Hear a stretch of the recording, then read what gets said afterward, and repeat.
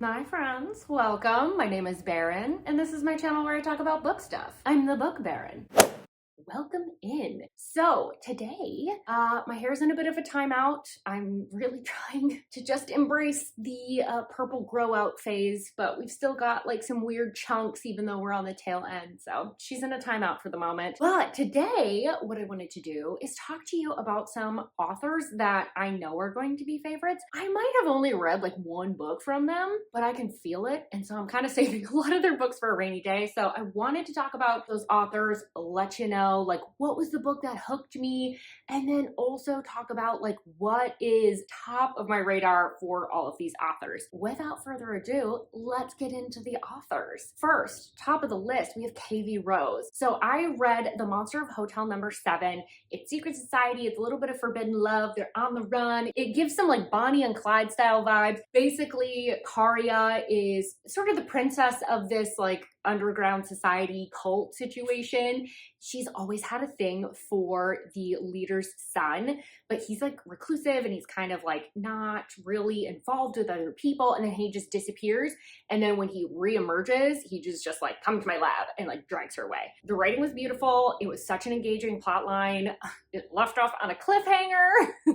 I'm fine. It's gonna be great. But the book that I really want to read from her next, I go back and forth. Sometimes I want to read Ecstasy more, but I just talked about it recently, so I'm going to put Unorthodox on here because it is a Capt Captive situation, and if you guys have been here for any length of time, you know that is my favorite trope. Favorite when it comes to dark romance. This is essentially about Addison, and she is raised in sort of like a criminal organization. Her parents are like not good people, and she ends up being collateral for a deal that's gone wrong. That's how she gets involved with Max. She's turned over to him, and she kind of thinks because she's grown up in this world that she knows what she's getting into. He's worse. He's worse. He's the master of mind games. And KV even wrote in the review she did for her own book, a trigger warning, Max sucks. And I just thought that was so hilarious. I also thought that this is going to be such a good psychological playground to really get insight into characters, which is my favorite part of Capt Captive. That's my first one, KV Rose. She is, I know, going to be a new favorite. Next up, I have Freya Moon. This is another author that I have a lot from their backlist that I'm very excited about. So to select only one book was very challenging. But I have read Wolf Will a Witch, which is a Norse pagan witchy vibe, but it takes place in modern day. And it's a novella, and it was so perfectly balanced between characters, the relationship, and also the plot. I was blown away at what she was able to accomplish in such a short amount of time. Ugh.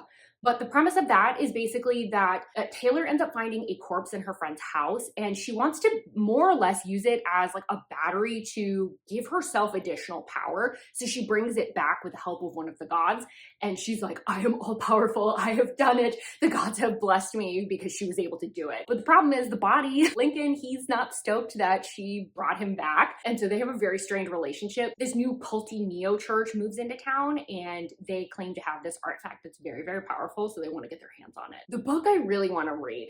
I'm really interested in Three Kings. I obviously want to continue on in the series of Wolf Will a Witch, but I think the standalone that I'm most interested in is With a Vengeance, which is like a queer paranormal fantasy. And this is about Kai, who returns to Louisiana to handle their estranged mother's affairs. But this kind of ends up exacerbating their depression and some dissociative episodes. So it's really taking a toll on them. Kai ends up encountering a demon that offers basically, in exchange for your soul, you can have pleasure and power. So Kai's just kind of like, YOLO, let's do it. Accepts the offer. But there's like this whole mystery involving their family's business. I think it's like an art business. Because decides to salvage it, ends up having to work together with Eli. There's ICE agents involved. Like, it's this whole thing. It just sounded so cool. And I loved the idea of like romance with a demon. Like, that's fun. So I'm very excited to get to that one. I can't wait to read more from Freya Moon. Next up, we have Lily White. The book that I read that hooked me with Lily White was Her Master's Teacher. And this is Capt Captive. It's reverse age gap, two of my favorite tropes. It's about a psychology professor who has a student that actually like trains courtesans against their will. So she's talking about things that you can do to protect yourself from Stockholm syndrome. And he's like, I challenge you on that one. And he ends up abducting her because he's like, this is the ultimate challenge for me to break someone that thinks that they can resist my training. So the book that I'm probably the most interested from Lily White, she has a huge backlist, but the one I'm most interested in is Sin and Discipline. This is on KU to standalone. Okay, pause. Wow, Past Me was really bringing out the Minnesota accent on that one. Good Lord. It's age gap and it's student teacher. I've heard it gives similar vibes to Dark Notes by Pam Godwin, but the premise for this is Amelia tries to steal, like she's doing a little pickpocketing. She's got a little bit of a rough life. She ends up stealing from the absolute worst person possible. It's Lennon Carter, and he ends up like grabbing her by the throat and is like, what are you doing? Which in and of itself would have been traumatizing, but it turns out that he's this like very accomplished but arrogant musician that's back in his hometown to judge a piano competition and offer some mentorship to Amelia. I know. So I just thought that sounded like a very intense dynamic. I've heard really good things about it, so I'm ready. But there's so many. There's another one called Asylum that I'm really interested in as well from her backlist. So there's quite a bit that I want to read from her. Next up, we have C.A. Renee, and I read Sing Me a Song, which is like a dark, cultish, secret society rock star romance. Think like Illuminati. Basically, the lead singer, or the lead guitarist, I can't remember which, from this band is celebrating his birthday, and so they invite a bunch of strippers. They do this like basically every year. It's a little like weird how they get picked, but they get like jetted off to this island. They're getting this wonderful payday, so they're all excited. But it turns out they are in way over their heads. Again, Illuminati vibes. We've got some secret society. This left off on such a wild cliffhanger that I'm ready to dive into the next book, which is Song of Tenebrae. I don't know. And it does have to be read in order, so it's the second book in the series. That's how series work. Anyway, there's just a lot of unfinished business. The relationship is extremely toxic, and their passion, I would argue, almost looks like hate more than love. So it's really intriguing. I love their dynamic. I want my babies to get their HEA. And apparently we're getting the Texas part of my accent coming out too. What is going on? So I'm like ready to move on with that series.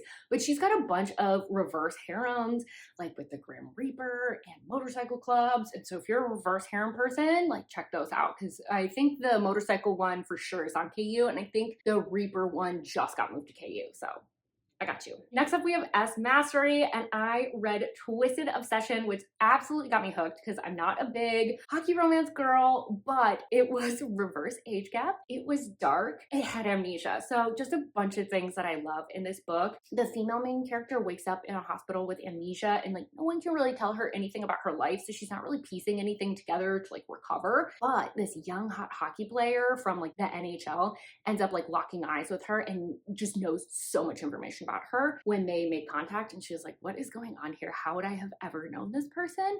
And he is so manipulative. So she's releasing a book very, very soon, Sticks and Stones, and I think this is in collaboration with S.J. Silvis, I think is the other author, but it's going to be on KU, coming out this month. If I didn't already say that, it's a standalone, and it's got like enemies to lovers, college, new adult, hockey. The plot is that Ren ends up jeopardizing the NHL dreams of her foster brother's very best friend, and through a series of circumstances, they end up having to room together in university. So neither of them are happy about this situation at all. And Ren is feisty. She's not gonna take his shit, but he is gonna try and make her bend and break. So I am so excited to get to this because I haven't really been in a hockey romance mood or even new adult. It hasn't really appealed to me, but I saw some reels for advertising for this and it just looked so good. And after having such a good experience with S Mastery previously, I'm like, I'm ready for some dark hockey romance. Plus, it sounds like this is gonna have a ton of forced proximity, which I love, love, love. Next up, we have a little bit of a wild card. Stacey Reed, a historical author. I know. I'm a dark romance girly. What is she doing with a historical?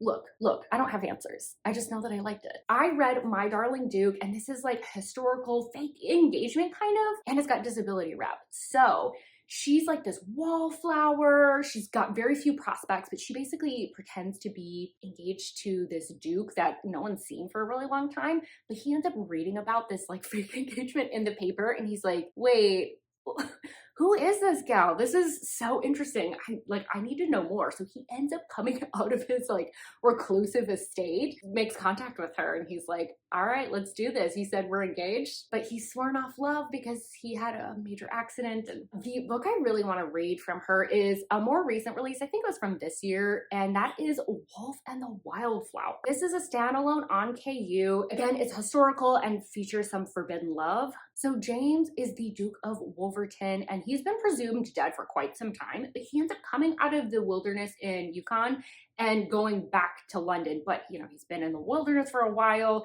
He's not quite as polished and proper as his family would like, but they need him to take over the estate and like be presented royally, something like that. So they send him to a psychologist, which is Jules, but she is living a life disguised as a man because she likes the freedom that is afforded to her when she dresses like a man, including practicing as a psychologist.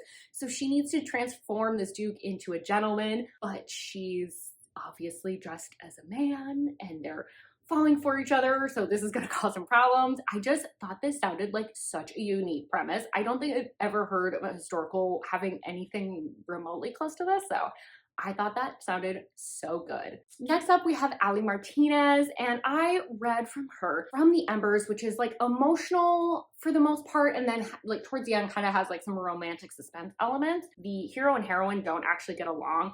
They're couple friends, so like she's best friends with his wife and he is best friends with her husband. And so they do a lot of things together. And one night there is a house fire and he ends up dragging her out thinking that she is his wife. He is devastated because he obviously thought he was saving the woman he loves. And now they're both having to raise their children without their significant other. There's trauma, there's grief, and they're uncovering all of these like twists and turns. It was so good. It was like fun because it had like a mystery, but also was really emotional. So the book that I'm really interested in reading from her next is The Fall Up. And this is on KU. It's part of a duet, but I think they're both standalones that just take place in the same world. And it's a new adult rock star type of novel. But basically she's this celebrity that's been in the public eye for a really long time. And she's really just going through it. And one day she decides she wants to end things. And so she gets up on this bridge, but a random stranger comes up and is talking with her and ends up saving her life. They're both at rock bottom, it turns out. They both got secrets, and that's what's going to end up tearing them apart. I thought that sounded really intriguing. Again, we have some like mysterious elements. It's emotional, which I absolutely eat up. Next up, I have Liz Tomford, and I read Mile High. This is a sports romance. It has a lot of forced proximity. Basically, the heroine is this like curvy flight attendant that works for the hockey team in Chicago, and she has a famous twin brother who is a basketball player, so she's kind of like used to guys in this world, and he's this like playboy, sort of the bad boy on the team, and he just like instantly is like, I am so into you. But she's like, I have a non-fraternization clause.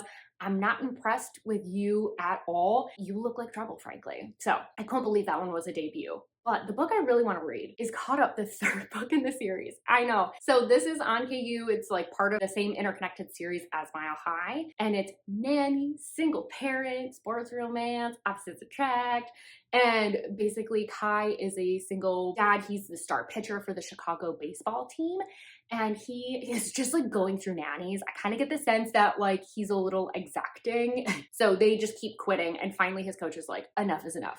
You're going to hire my daughter because she's on a break. She's this high-end pastry chef and she's kind of like lost inspiration. So she's like, I'll do this for a couple months and then I'll like be back to my life and like go off and do other things. She's free-spirited. But basically it's, yeah, her dad kind of talks her into doing this nanny gig for a little bit.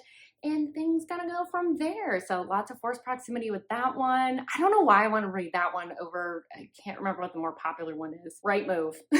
But for some reason, this one just speaks to me. Probably the nanny romance. Last but not least, we have Regina Black. And the book I read from her that I absolutely loved was Art of a Scandal. And this is rich people, political drama, reverse age gap. And she basically catches her like politician husband cheating on his 40th birthday. And she is like, I want a divorce. Oh, wait, I don't get anything out of this divorce because she came into the relationship with absolutely nothing. And so there's an airtight prenup. So he's like, you know what? I'll give you some money and the house if you just like stick it out so that I can continue on the campaign trail and not have a scandal. And she's like, that's fine, whatever. I guess I can stick it out for a little bit longer.